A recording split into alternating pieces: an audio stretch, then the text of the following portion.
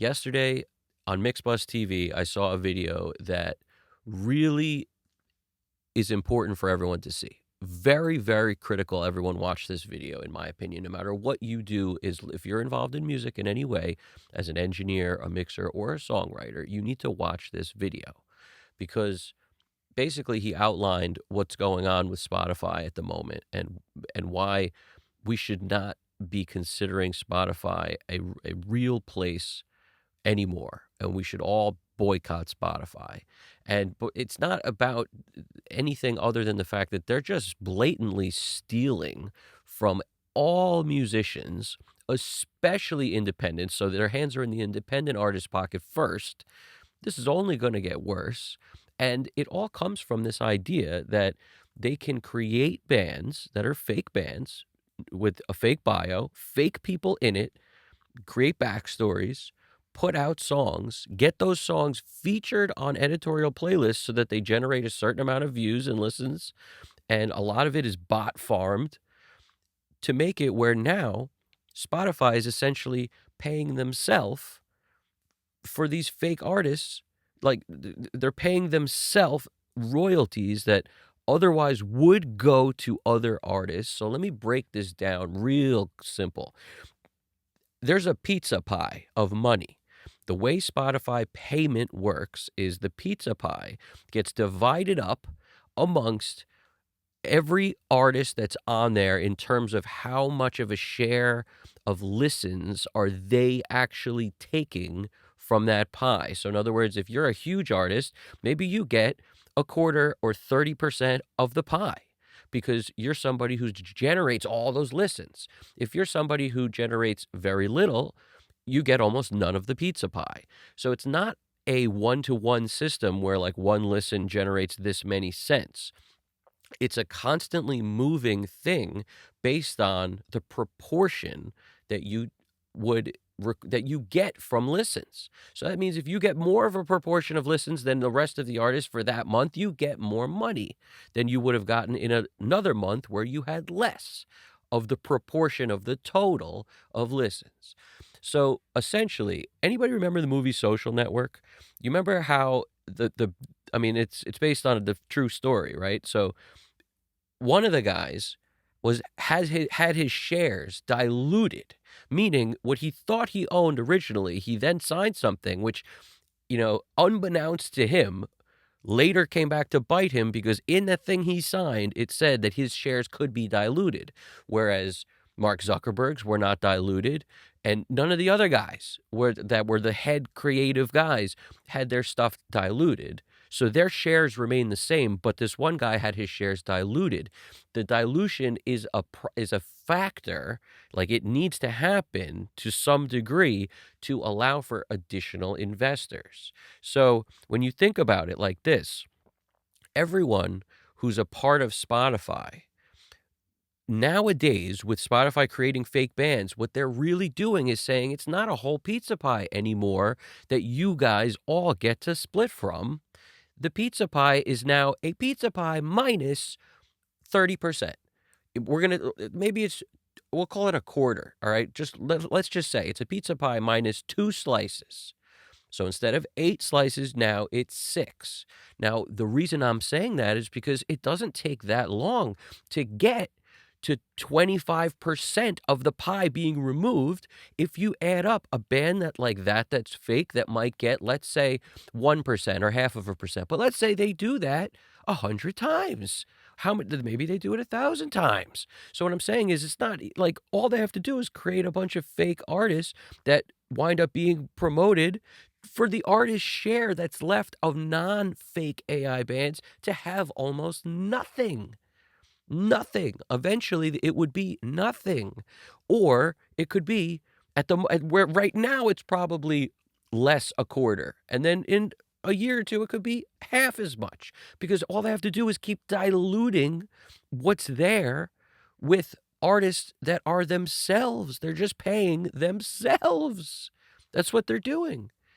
This just, it reeks of so many things. It reeks of like the mafia in a way, because I'm not saying like, just if you picture what that is, essentially, it's like You ever hear the story where, the mafia come in and they'll take a cut of what you're making, and now you're not making what you thought you were making. You're making that minus what you have to pay to them all the time. It's a cost of doing business, and if you don't, you get hurt.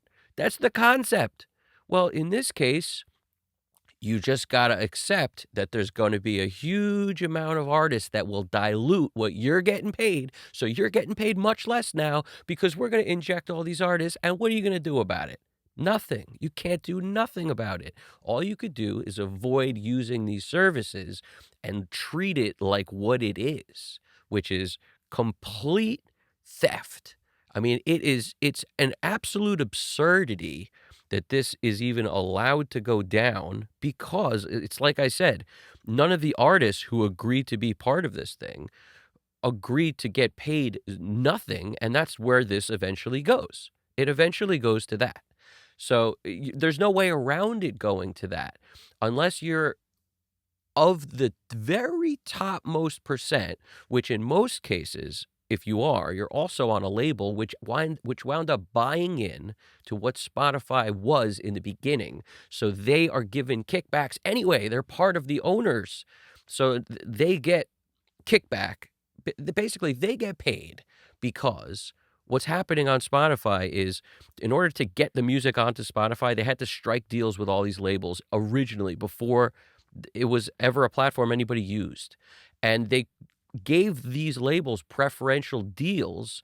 So the labels essentially that are the majors got the top spots on these editorial playlists. They got pushed the most out of every other artist, but they also get a kickback from the total money share because that was part of the deal. That was the agreement for the labels to give the music to Spotify so that they could have it to play.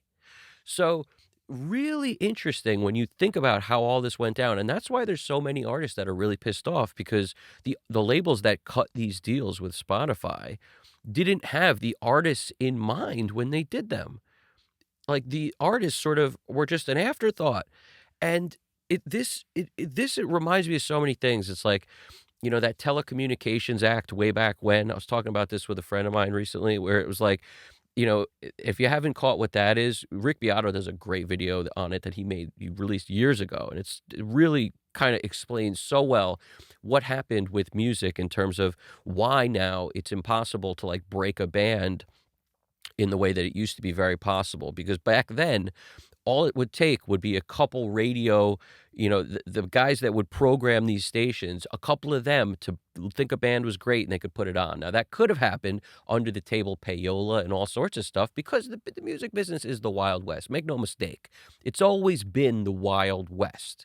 There are no rules. So as a result, they would, get in the good graces of some of these program directors, and then those certain bands could be pushed all over the world, essentially. But it's like in the U.S., all the different places in the U.S. would have different radio stations deciding what was going to be played on their station based on what those program directors liked and how much they were getting greased and the rest of it. So the point is, it's like, okay, at least in that circumstance, at least then, it would be there'd be a variety of things that would get pushed that people would then be able to listen to. Whereas once that got basically shrunk down to 4 or 5 or whatever it is, that's the entirety of the people that control all the stuff you hear on the media. It's the entirety of the people that control all the stuff you hear in music. Like, once it became that, now all of a sudden they only push what they want to push. They only push whatever whatever the agenda is to push. That's it. That's what they want. That's all the stuff you hear. So it's interesting to me when I think about it. It's like that's really when everything went downhill completely. That's if we had to trace it back, but it just keeps getting worse. Like with this is terrible, man. This is like, for the price of convenience and the ability to just not, have to leave your house to buy music and to sign up for a subscription that might wind up costing you way, way more than, all your favorite albums you ever bought, like over the course of enough time. Essentially, like what you wind up with is through convenience, and the ability for like any independent artist to basically put their stuff up for anyone to hear, you're just giving it away free. You're never gonna get paid anything for it if you use these platforms to put your stuff on, and in addition, I mean, you're getting robbed in order for that to happen is just the point, I think, that everyone really needs to think about. It's like, this isn't happening because, it's a good thing. It's happening because this is an eventuality of a a tech company taking advantage of art, in my opinion, because there could be rules and something in place that would prevent this, but why would they do that if it goes against their bottom line and the amount of money that they can make?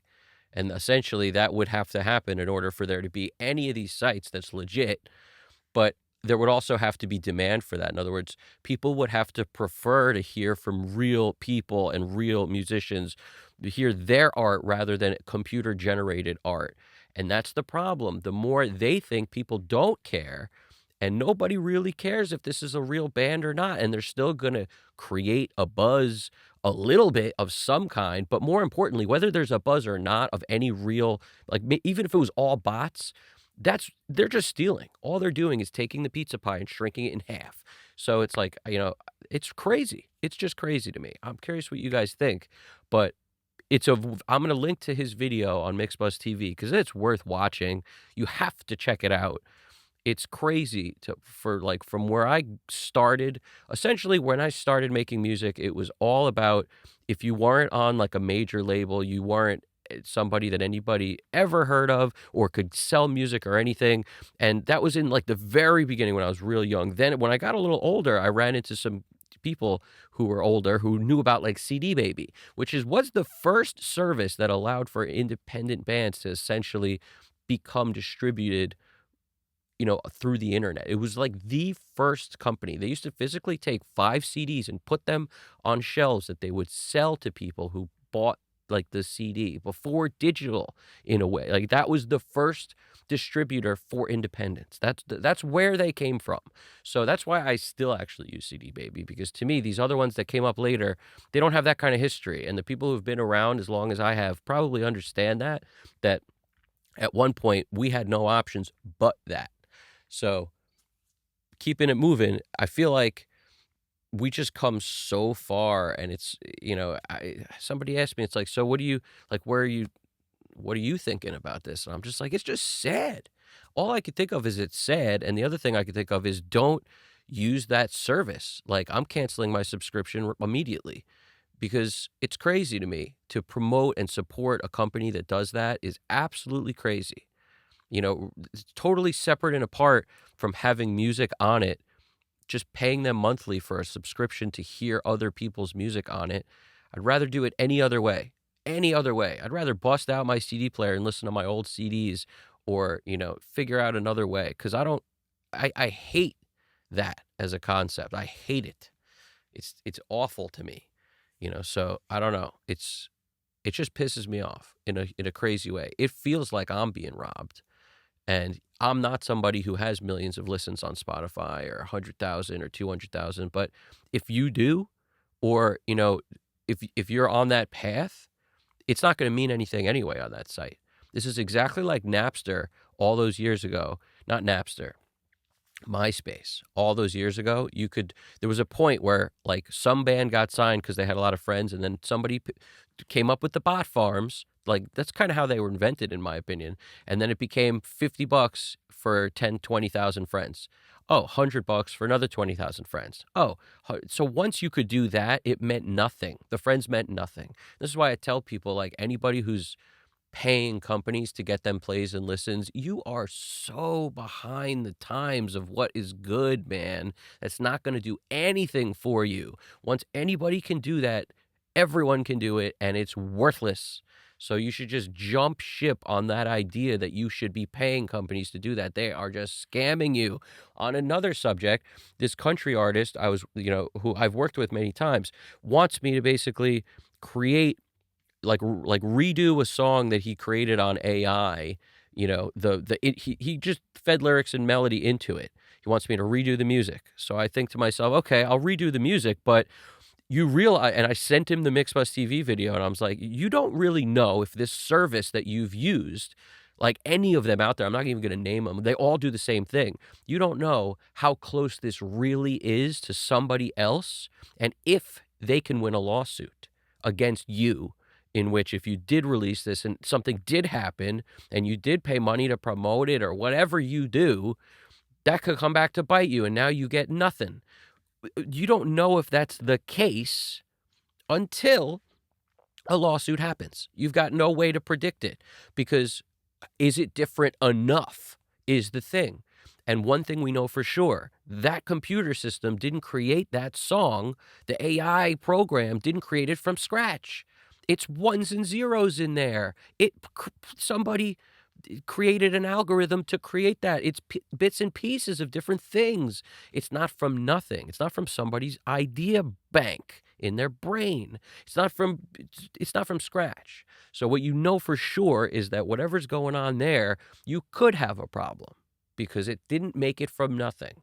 Whereas somebody who creates a song for you and they do it from, if they're just writing a song the way it's been done always, then assuming they're not plagiarizing, like actively copying something, it's going to be different enough. And you don't have to worry about this problem. So doing that is crazy and short-sighted when you could be looking at it like, all I got to do is get with somebody who plays an instrument since I'm the lyricist and vocalist, and I just need somebody who can put some chords behind this thing and we can write a song together the way it's always been done. Then you at least you have something original. Not only that, you could actually work off it and fix just one little thing if you want and really express yourselves musically instead of thinking it'll be cheaper to do it this way or thinking, well, I won't have to give writer credit away if I do it this way. Anybody who winds up thinking like that, you're not going anywhere. You got to be willing to give credit where credit is due, and you gotta be willing to invest in yourself to really get somewhere. What will happen, and this is what the guy said to me, I thought it was so funny. He goes, "I can pay this site for the rights to use it professionally." So I replied right back, "They will take your money, of course they will, but it's a scam because the laws haven't been written yet that will determine whether or not you're protected at all. They're gonna take your money, sure. It's like McDonald's. They upsell you on the fries. "Oh, would you like fries with that?" So you are buying the thing from the AI to put your song in, you get chords spit out and a whole thing. Okay, would you like fries with that? So would you like to purchase the song that we don't have the right to sell you? That's the point. If it's close enough to somebody else's track, they don't have the right to sell it to you anyway. So they're going to sell you something that they can't sell you. And who's going to be to blame? Who's left holding the bag? Not them, you. And even if somebody did blame them, that's a company that can fight it because they are a big multi-million dollar or whatever the hell they are company, and you are just one person who can't fight it, who can't afford that. So as a result, you lose. The one with the deepest pockets has the biggest chance of winning lawsuits, and you ain't that probably. You're probably an independent guy who just thinks it's a smart or new or cool way to do. It's not. And it's up to people like us who actually know something about music. People go into a supermarket, they buy something, they see FDA approved. Oh, it must be good. They must have my interest at heart because it's this. So I must be able to consume this and everything will be fine.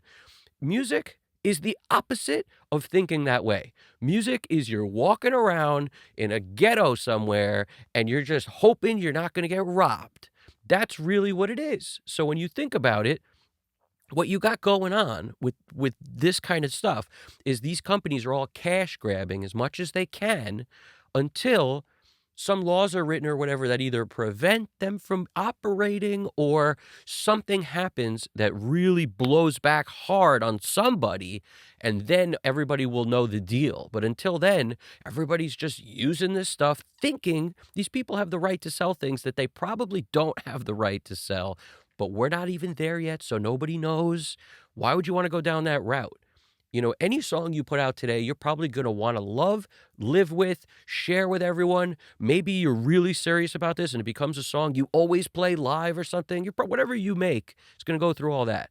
So in my recommendation, don't feed your stuff into AI because the same way that AI could be stealing it from other people, they could be making something that's too close to something else, which is really what stealing is, too close, that it will cause you to lose a lawsuit if you release that as your own, or you could feed them stuff that then they repurpose to use for their own AI.